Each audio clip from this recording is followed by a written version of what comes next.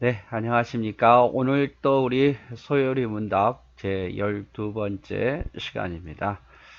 오늘은 이제 구원론에 대해서 보도록 하겠습니다. 구원론.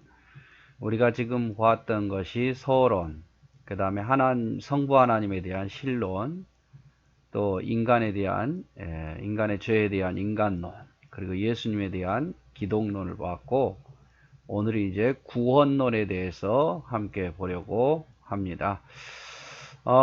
이 구원론은 성령론이라고도 이야기합니다. 우리가 어떻게 구원을 받게 되는가, 그 구원의 그 과정, 어떻게 구원을 받는가, 그 구원의 과정에 있어서 성령 하나님의 도우심이 없이는 절대적으로 할 수 없기 때문에 구원론을 성령론이다 이렇게 말하기도 합니다. 그래서 성령의 사역 중 가장 중요한 것을 우리를 구원시키는 일이죠. 자, 이제 29번 질문을 보면 우리로 어떻게 그리스도의 사신 구속에 참여하게 되는가? 쉽게 말하자면 우리가 어떻게 예수님의 그 구원하신 그 구속의 일에 참여하게 되고, 더 쉽게 말하자면 어떻게 우리는 구원을 받게 되는가, 이런 내용이죠. 그에 대한 답은 우리로 그리스도의 사신 구속에 참여하게 하시는 것은 그의 성령께서 우리에게 구속을 효력 있게 적용하심을 인합니다. 그래서 우리가 구속에, 예수님의 구원에 참여하게 되는 것은, 구원받게 되는 것은 성령께서 우리를 효력 있게 적용하시고 부르셨기 때문에 가능하다 이거죠. 그래서 성령의 적용 사역을 통해서 우리가 그리스도께서 이루신 구원에 참여하게 된다는 거죠. 성령께서.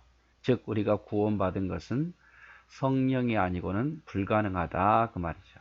성령께서 도와주시고 성령께서 적용해 주셔서 우리가 구원을 이루게 된다 이 말입니다. 예를 들자면 엄마가 아이에게 줄 사탕을 샀는데 그 엄마가 준 사탕이 아직 가방에 있어요. 그러면 그것은 아직 아이의 것은 아니죠. 그 가방에서 꺼내어서 아이에게 주어질 때에 사탕은 아이의 것이 되는 겁니다. 그렇죠? 그래서 성령께서 이 구원의 길을 예수님이 열어놓으셨지만 성령께서 그거를 우리에게 적용시킬 때에 우리가 구원을 받을 수 있다 그 말이죠. 그래서 우리가 구원을 받게 된다 이렇게 이야기를 하고 있습니다.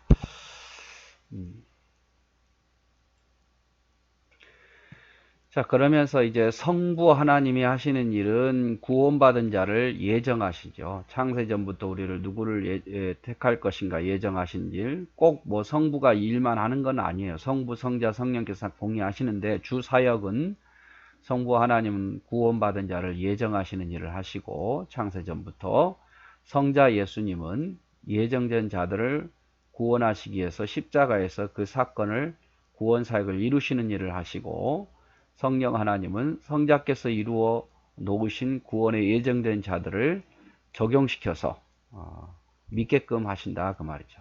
성부 하나님은 우리를 예정하시는 일을, 성자 예수님은 그 구원 사역을 이루시는 것을, 그리고 성령 하나님은 예수님에 의해서 이루어진 구원 사역을 우리들에게 적용하는 일을 하시더라 그 말이죠.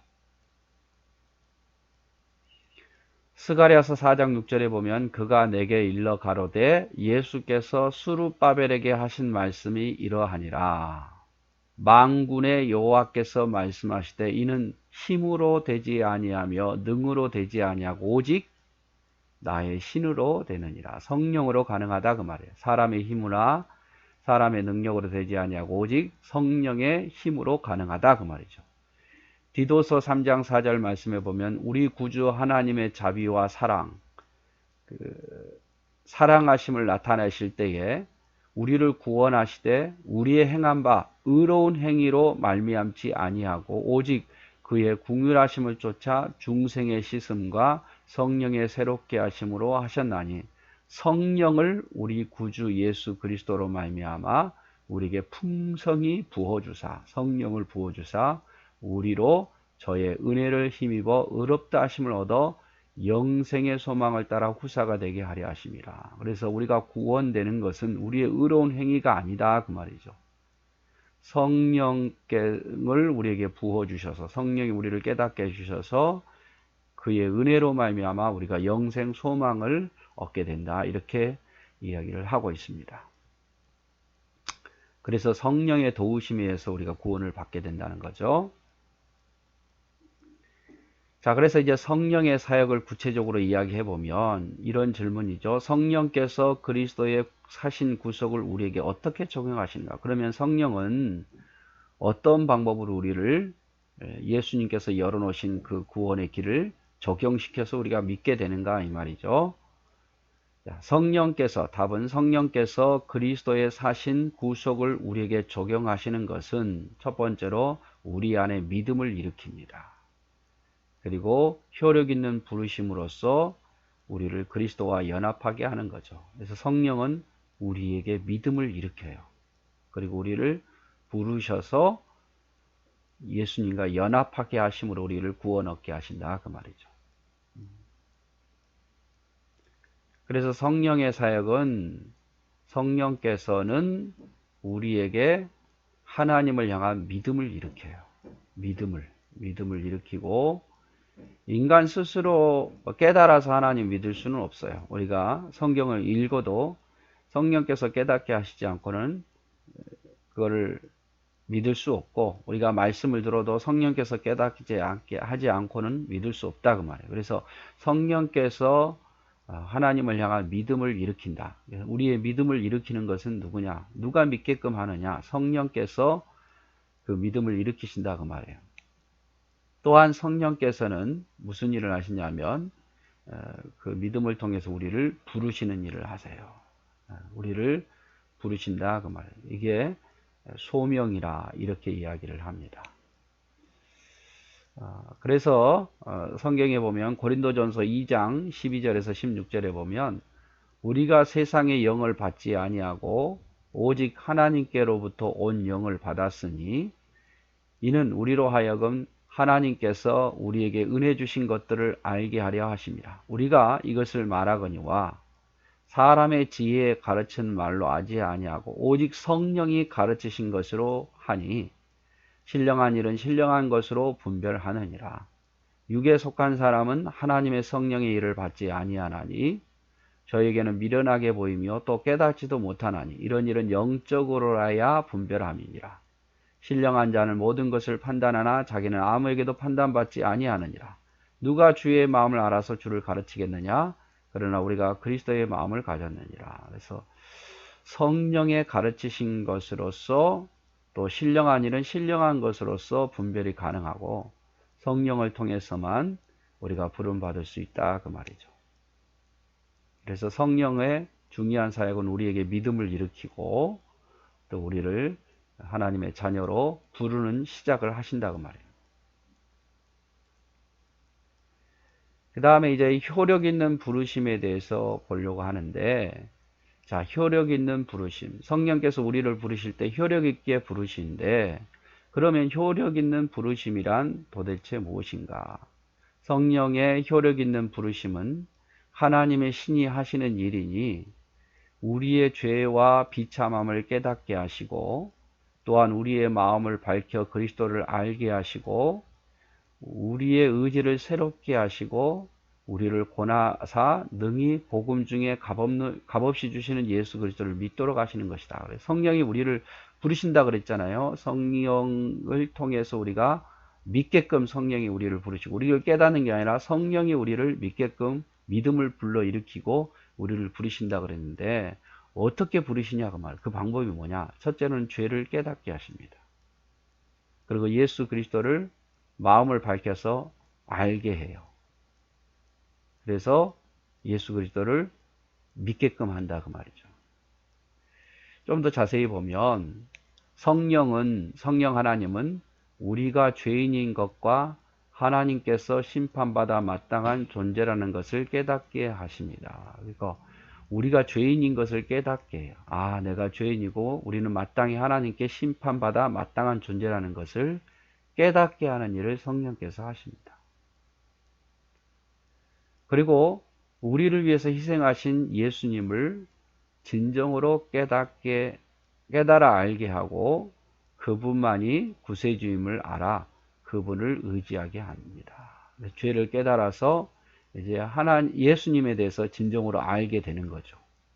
그래서 그분이 누구인 줄 알기 때문에 그분을 의지하고 믿게끔 한다 그 말이에요. 그래서 부르심에는 두 가지가 있습니다. 외적 부르심이 있는데요. 이것은 우리가 교회 전도 활동을 통해서 우리가 전도 나가잖아요. 그것이 외적 부르심이에요. 그래서 모든 사람이 다 대상이고, 그러나 항상 효력이 있는 건 아니죠. 누구나 다 그 부르심을 받고 교회 오라 그래서 교회 오는 거 아니잖아요. 예수 믿으라고 말해도 안 믿는 사람 많잖아요. 그래서 항상 효력이 있는 것은 아니에요. 이것이 외적 부르심이에요. 우리를 통해서, 사람을 통해서 부르시는 것, 그것이 외적 부르심인데 그거는 모든 사람에게 대상이 되고, 그러나 항상 효력이 있는 것은 아니더라 그 말이죠. 그러나 성령께서 내적 부르심인데 이것은 성령이 하시는 일이고 택함 받은 사람들만 하는 거예요. 모두에게 하는 게 아니라 택함 받은 사람. 그리고 성령께서 부르시는 것은 반드시 효력을 나타내요. 성령이 부르신 자는 다 믿게끔 되어 있다 그 말이죠. 데살로니가후서 2장 13절 14절에 보면 주의 사랑하는 형제들아 우리가 항상 너희를 위하여 마땅히 하나님께 감사할 것은 하나님이 처음부터 너희를 택하사 성령의 거룩하게 하심과 진리를 믿음으로 구원을 얻게 하심이니 이를 위하여 우리 복음으로 너희를 부르사 우리 주 예수 그리스도의 영광을 얻게 하려 함이심이라. 자, 너희를 택하였고 성령의 거룩하게 하신가. 성령을 통해서 우리를 거룩하게 하시고 진리를 믿게끔 하시다 그 말이에요. 그래서 구원을 얻게 하신다. 사도행전 2장 37절 저희가 이 말을 듣고 마음에 찔려 베드로와 다른 사도들에게 물어가로되 형제들아 우리가 어찌할꼬. 여러분 말씀을 들어도 다 받아들인 건 아니죠. 찔린다 그래서 다 받아들인 건 아니에요. 마음에 찔려도 이렇게 우리가 어떻게 해야 되냐라고 회개하고 나오게 하는 것은 성령께서 하셔야 돼요. 고린도전서 2장 12절 우리가 세상의 영을 받지 아니하고 오직 하나님께로부터 온 영을 받았으니 이는 우리로 하여금 하나님께서 우리에게 은혜 주신 것들을 알게 하려 함이라. 세상의 영을 받지 아니하고 하나님으로부터 온 영이 뭡니까? 성령을 통해서 깨닫게 한다고 말이에요. 알게 된다고 말이죠. 사도행전 16장 14절 두아디라 성의 자주장사로서 하나님을 공경하는 루디아라 하는 한 여자가 들었는데 주께서 그 마음을 열어 바울의 말을 청정하게 하였더라. 주께서 그 마음을 열어 성경을 통해서 마음을 여니까 바울의 말을 듣더라 그 말이에요. 여러분 우리가 설교를 들을 때에도 다 깨닫는 건 아니에요. 성령께서 역사하셔야 마음에 감동이 있고 깊이 깨달음이 있는 것이지 다 깨닫는 것은 아니더라 그 말이죠. 그래서 우리가 처음 시간 봤죠. 구원론은 곧 성령론이다. 우리가 어떻게 구원을 받는다고요? 성령이 가장 주도적으로 역할을 하십니다. 그 성령께서 무슨 일을 하십니까? 믿음을 불러일으키죠. 그래서 우리를 부르시는 일을 합니다. 어떻게 부르신다고요? 우리를 죄인인 걸 깨닫게 해서 또 예수님을 진정으로 깨닫게 해서 그분 앞에 나오시더라고 말이에요. 그래서 성령의 부르심은 효력 있는 부르심인데 믿는 자에게 대상이고 반드시 성령이 부르시면 다 효력을 나타내더라 그 말이죠. 정리해 보면 성령을 통해서 우리를 구원하시고 스스로 깨닫 구원받을 수는 없다. 성령께서는 우리에게 믿음을 불러 일으키신다.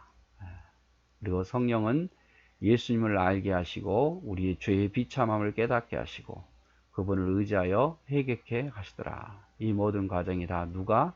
성령께서 하시더라 그 말이죠. 네, 오늘 이상 구원론 첫 번째 시간 마치도록 하겠습니다.